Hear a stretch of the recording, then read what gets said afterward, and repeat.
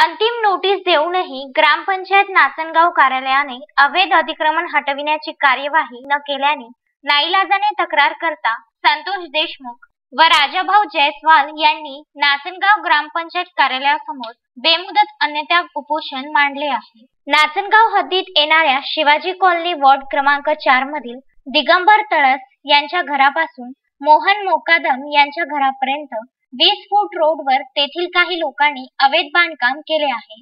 ही बाब ग्रामपंचायत नाचनगावचे सदस्य व सरपंचांच्या निदर्शनास वारंवार तक्रारकर्त्याने आणून दिली, मात्र राजकीय स्वार्थासाठी त्या अतिक्रमण धारकावर कारवाई होत नाही। याला कंटाळून 21 मार्च 2021 पासून अन्नत्याग आंदोलन सुरू केले असून होणाऱ्या परिणामासाठी प्रशासन जबाबदार राहील असे उपोषणकर्ता संतोष देशमुख यांनी आपल्या पत्रात म्हटले आहे। आज गेल्या 2 ते 3 वर्षापासून आम्ही सातत्याने ग्रामपंचायतला वारंवार तक्रारी देऊनही यांनी कोणत्याच प्रकारचं अतिक्रमण हटवलं नाही, नाही मार्किंग केली, नाही भूमिलेखला 60,000 रुपयाचा भरणा केलेला आहे। यांना विपुल जाधव उपविभागीय अधिकारी वर्धा यांचा आदेश होऊनही यांनी आदेशाचं पालन सुद्धा नाही केलं।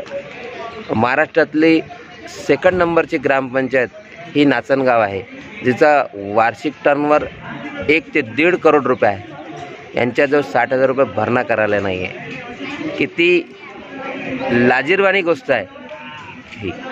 आणि अतिक्रमण धारकावर कोणत्याच प्रकारचे यांनी नोटीस सुद्धा दिलेली नाही।